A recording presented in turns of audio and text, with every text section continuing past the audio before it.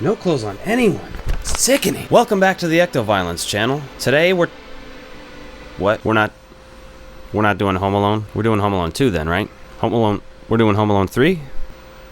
We're doing Home Alone 3. I had everything set up for Home Alone. Do you not see the Crunch Taters, the Pepsi? What are you talking about? The early 90s thing. I got a fucking Nest controller. What are you talking about? It's supposed to be 1997, I guess.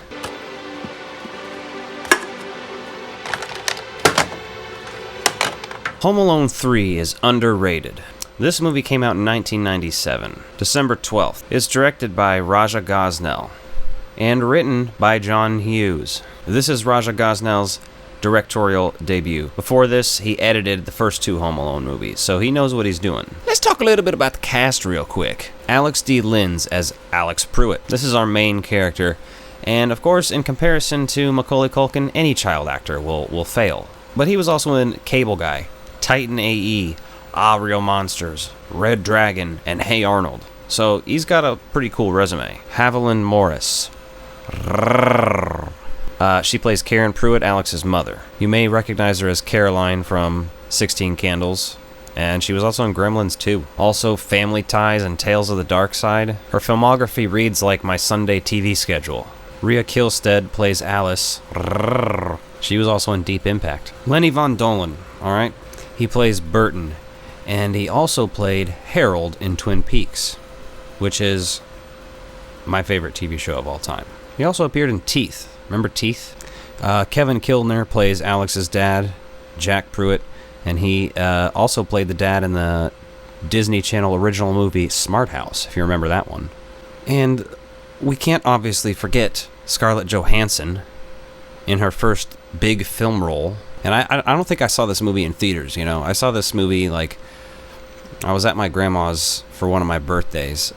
We were celebrating. And I got the VHS of Home Alone 3 as a birthday gift in, like, 1st or 2nd grade. And contrary to my Christmas decorations, me covering this for Christmas and wearing a Santa hat right now, this is a post-Christmas movie. It takes place January 8th. This is the first one of the Home Alone movies where the villains actually fire their guns. I don't think they even had guns in the first movie. This one also has a little bit of a different plot. The kid has, he's sick at home with chickenpox. And come to find out at the end of the movie, he gave all the villains chickenpox. I know a lot of you think this movie is bad, but I have a special place in my heart for it. Although it did lose to Speed 2 Cruise Control at the Razzies that year. And I also love that movie. And if you do too, check out the time I interviewed Jason Patrick. It was supposed to be a talk about the Lost Boys, but I kept bringing up Speed 2 Cruise Control. Check that out on my other channel, Strange Glow Video. There's 2 Chuck Berry songs in this, Jim Croce and Oingo Boingo. Looking back, this movie's filled with babes. Look at the mom, the villain, Alice, even the grandma next door. Also, these aren't petty crooks. They're like fucking terrorists. They're like with badass computer chips and shit. Like, it's a little cheesy, but I do like the switch up.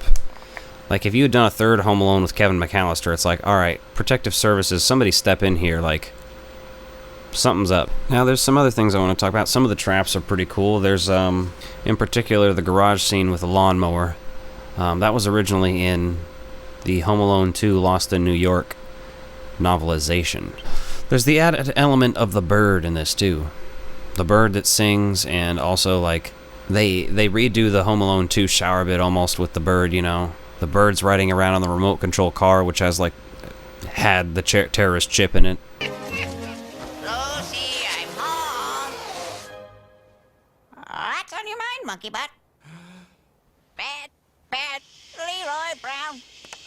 I mean, when you're a kid and you watch this, that's the thing. I think most people who are diehard fans of Home Alone and Home Alone 2, at least the older ones who were 10 when that came out. I was born in 1991, but I did grow up watching those movies.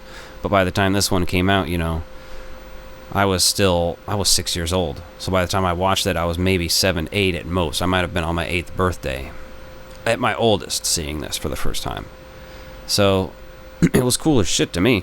I really like the little system he has going with he's small enough to fit in the, like, laundry chute that they have. And it can go up and down. It's like a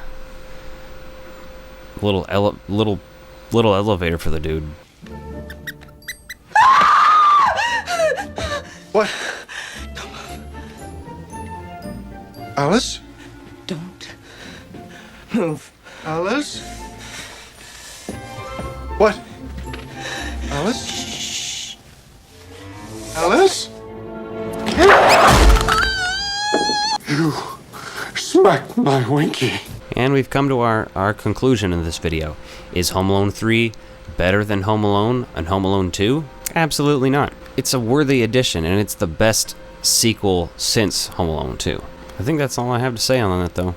It's definitely not better, but it's a worthy addition, and I recommend showing it to your kids if you have them, or maybe, you know, take a look at it with fresh, new eyes. Get really baked, really drunk or something and watch it. I don't know. Happy holidays.